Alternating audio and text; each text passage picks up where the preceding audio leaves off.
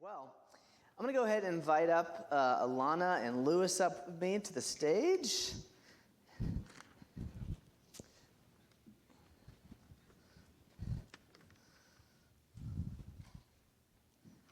Hey, Lewis. Hi, Alana. How are you? Good.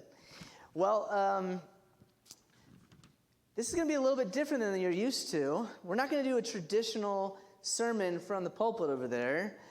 Instead, in the spirit of Youth Sunday, we're doing something different. So many of you know that the youth in our lives often give us new perspectives, new ideas, new ways of seeing the world, and always both in the way that they push into their dreams and eventually get into their careers and change the world in that way.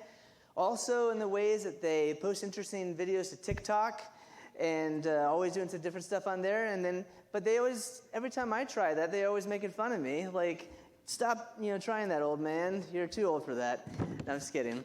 But anyway, in the spirit of trying something different, what we're going to do is a panel interview.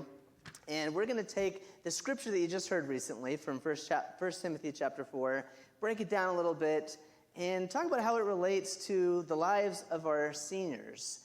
So we've got some amazing people on my left and my right, some incredible, beautiful souls, people that have done a lot of reflection in their lives and have some really incredible things to share, and people that are going places as well. There are a couple other grads that are not able to make it to this service, so if you want to hear what they have to say, you can go back and listen to the 9. But Kalina Dedmond was another one of our seniors who had some incredible things to say.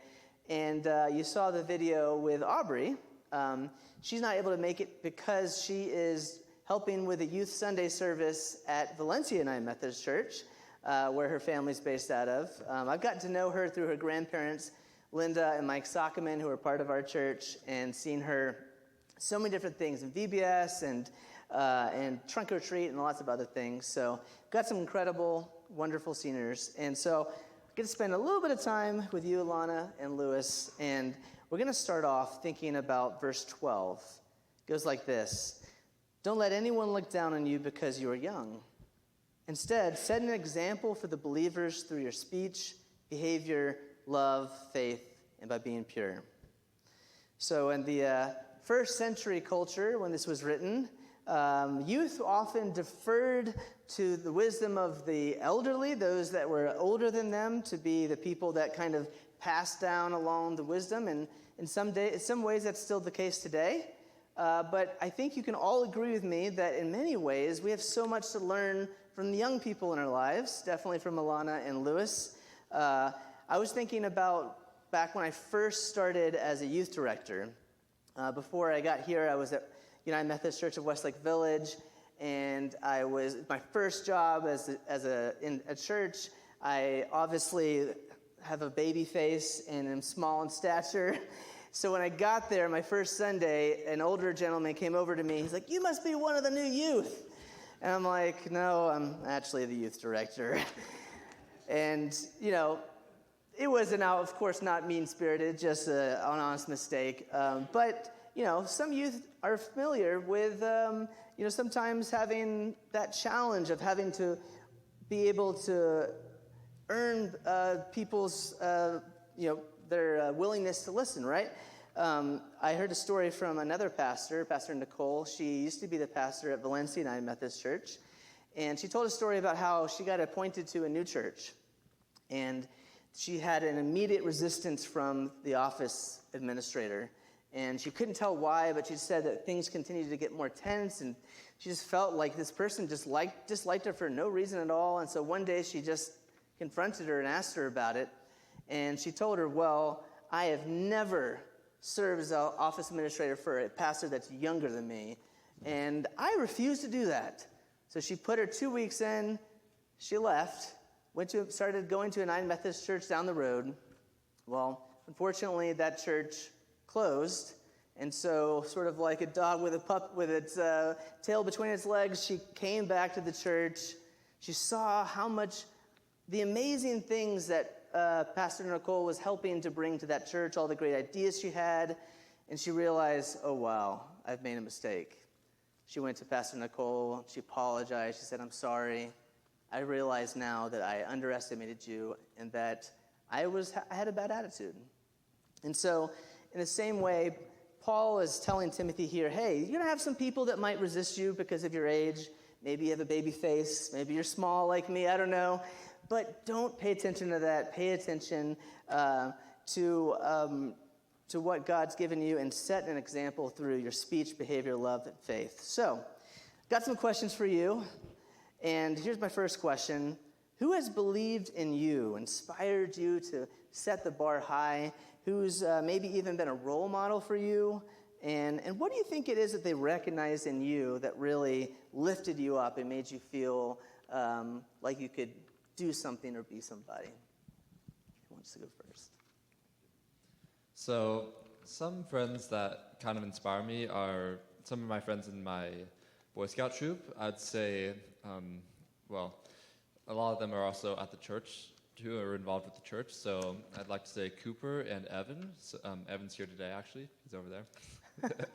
But I'd say they really inspired me and encouraged me to become a better leader for both my scout troop and other aspects of life. And they really showed me how to become a better leader, I'd say. Thanks, Lewis. There are many people in my life that have definitely inspired me and boosted me up through my past couple of years. One of them is my older sister. She definitely has inspired me, kind of leading by example. You know, I'd always see her doing well in school and her classes and getting higher grades than I was, and I just watched her do that, and I knew that I could too. And that really pushed me to try harder and put more effort into it. But also, my friends have always been supportive and, rooted me on even when I didn't think I could. And so there are a bunch of people who have just lifted me up over these past years. Wow, thank you. Thank you, Alana. Thank you, Lewis. I wonder who those people are for you. Is it an older sister? Is it a friend? Is it a guru, an older, wise person in your life? I wonder who those people are in your life that saw something in you. The next question I have is, where do you think you could see yourself in 5 to 10 years as we're talking about dreaming and thinking about big picture stuff? We'll start with you, Lewis. I would say that in 5 to 10 years, I probably would still be working on my dreams. I'd say my dreams are a longer-term goal, and it take a lot of time to get there, but I'd be working on my master's degree, and I would have a job at an aerospace company, and I would also be still focusing on hobbies and still enjoying life, of course. Thanks, Lewis. I as well will still be in school. I know I want to at least get my master's, maybe my doctorate, who knows, but I think everything's just going to be working towards me making an impact in the community and in the ecosystem and just trying to improve the quality that we've left our earth in. Thank you so much. It's interesting, the advice here, don't let anyone look down on you. Why would you look down on anybody that is going to reshape the environment of our earth and make it a better place? A person that's going to help us explore space. I mean, these are people that are going to help change the world around us, right? So the next scripture verse that I want to focus on is from verse 14. It says, don't neglect this spiritual gift in you. Practice these things and live by them so that your progress will be visible to all. The saying everybody's familiar with, talk is cheap, right? You have to walk that walk, right? You have to be able to, people want to see that visible progress in you. It's interesting, Paul says to set an example. In Greek, it's typos, and it's a word that referred originally to a stamp or a scar, and then it could also later refer to a shape or a statue. Gradually, it came to mean resemblance or a model. So in other words, by setting an example, by modeling, you're sort of like a statue in that center space of gathering that everybody can look at and notice and take inspiration from. Paul's saying, hey, if you're going to lead the church in the right direction, set an example so that everyone can see it. And I can certainly say that these two right here next to me have set an example, an amazing example. So as we're talking about the way that Paul encourages Timothy to embrace those spiritual gifts in him, to be authentic to who God's made him to be, to live into that very particular calling, I want to know, what does it mean for you? What does it mean to be authentic, to be genuine, to be yourself?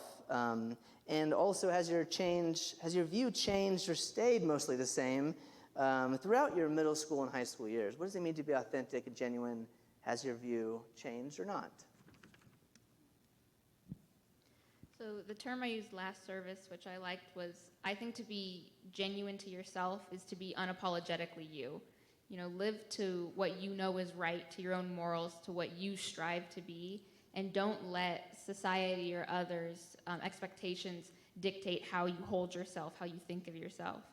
And that's a journey that I've been on to reach that point.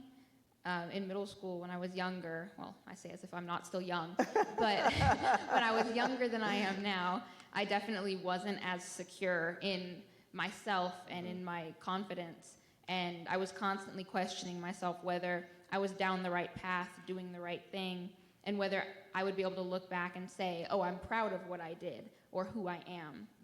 And really, as long as you live your life for you and you do what you know is right, that's how you know you'll be okay. And that's how you truly live for yourself. I love that. Thank you, Alana. I'd say being myself would be just following my morals in everyday life. Just keep doing what you think is right. And over the years, I've, of course, changed in my morals and beliefs. And I think I'll definitely continue to change and grow as a person. And that's really part of my life's goal, to just keep growing, keep learning, and keep solidifying the morals that I believe in. I love that because, one, I can totally relate to what you're saying about middle school and that lack of confidence. And as you get older, being more comfortable in your skin and feeling more comfortable in who God's made you to be. You kind of highlighted a couple things that Paul has said to Timothy. Number one, he's saying, hold fast in those standards that God's given you. As you read Scripture, as you hear what God's speaking to you through those things, hold fast to those. Let those be your anchoring points. Even as you think about them and question them and allow yourself to reflect and ponder, give yourself that anchoring point to help hold you down. And you also talked about being unapologetically you, which I love. You know, like that's what Paul's telling Timothy. Hey, God's called you to be in ministry. If anybody else says is a naysayer, don't listen to it, because I've seen it, others have seen it, live into it. So the final verse that we're going to talk about is 1 Timothy 4:16. Focus on working on your own development and on what you teach. If you do this, you will save yourself and those who hear you. Earlier in the chapter, he kind of gives an analogy of working out. He talks about training in your godliness. I don't know if we have any gym rats in the house today. I have never been a Braxton, apparently. All right. You can show me the ropes next time I'm in the gym. It's been a while since I've stepped in it. I'm a little rusty. But whether or not you've ever, been into working out, you know what it is to train, right?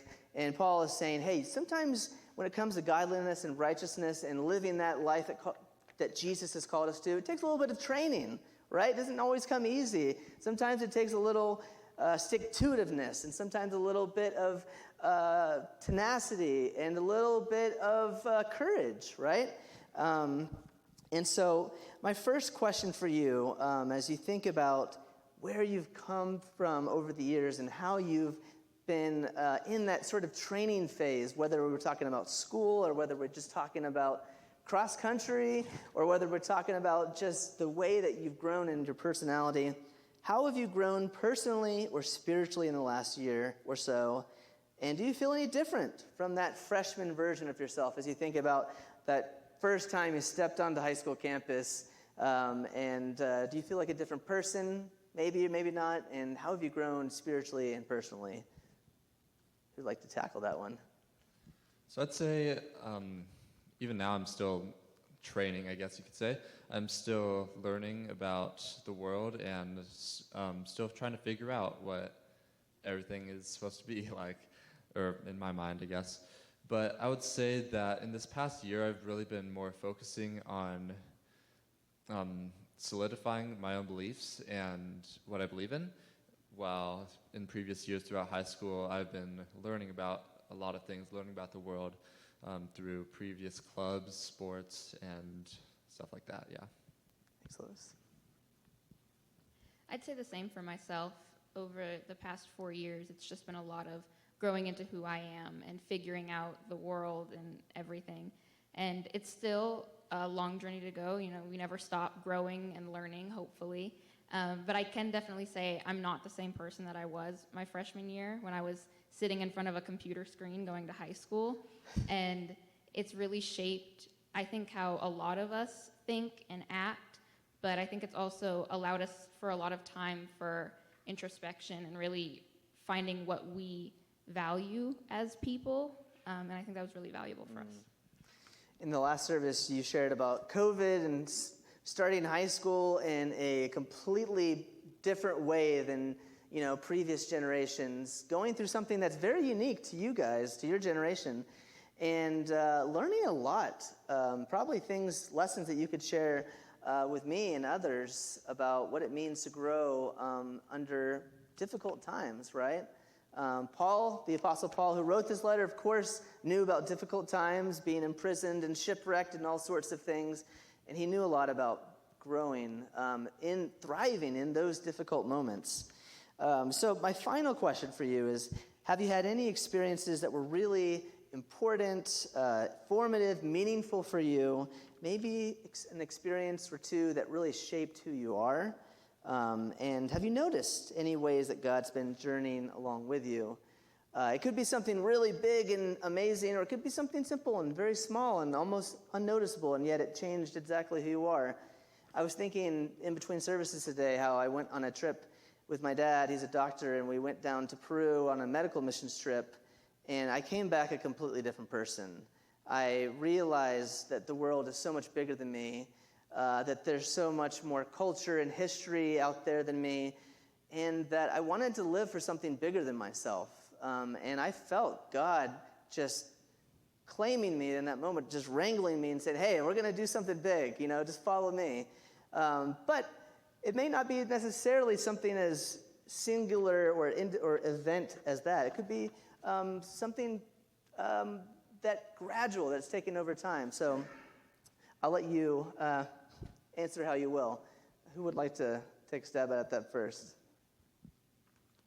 I view most things that I go through as a formative event. I don't think I can really pinpoint major points in my life, but whether it was, you know, starting high school in COVID and stepping onto a campus for the first time in sophomore year, to losing 2 of my grandparents in sophomore year, and then meeting some of my closest friends in high school, going to college with some of those friends as well. I think they all form who we are and how we hold ourselves. And as for how I see God everywhere in all of the intricate and complex pieces of life and biology. I think it's kind of all around us, and I think the way I see it is most in nature and how everything works harmoniously together. I think it's just evidence of everything all around us. All right, you need to step over to that pulpit over there and keep going.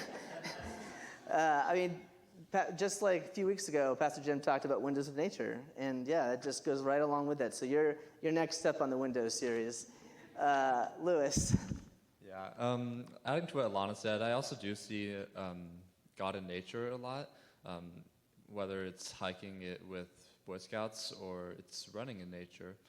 I see nature a lot, or I see God a lot in nature, but a real event that I would say really taught me, opened my eyes a bit, was joining my school's cross-country team, and it really just made me realize that I could be really passionate about something, running in this case, but I think that just the whole experience really made me open my eyes to see what I could do in life, really.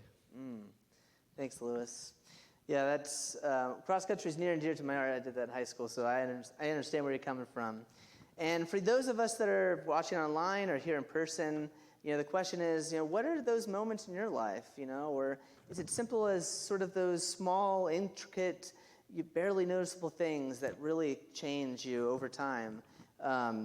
We've talked today about finding your voice, Paul's advice to Timothy to, be who God's called you to be. We talked about living with integrity, showing your faith by your example, the way that you live. We've talked about learning and growing, being that lifelong learner that Alana mentioned, and being just a sponge ready for God to show us what's next. And so that's the question for us today as we leave today. What's next? What happens as soon as you walk through those double doors? Where do you see God talking to you right now in your life? And how is it going to change you when we leave this service? I hope that you found some inspiration from our graduating seniors, as well as all of our other youth that have helped lead worship today. Let's give them a round of applause. I think they deserve it.